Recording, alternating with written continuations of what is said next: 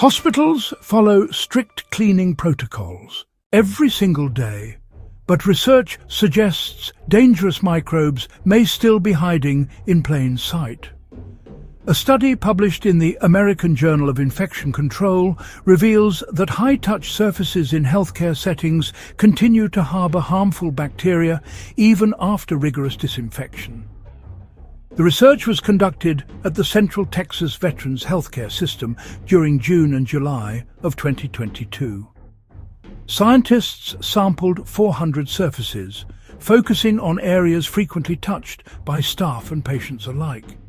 These included bed rails, computer keyboards at nurses' stations, break room tables, workstations on wheels, and simulation mannequins used for resuscitation training. Every single surface tested positive for bacterial presence. In total, the team identified 60 different bacterial species, including 18 known human pathogens.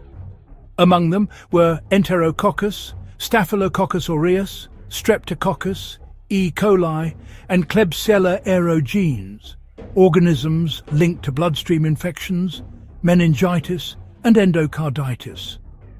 Roughly half of the bacteria found on these surfaces matched those identified in clinical patient samples from the same year.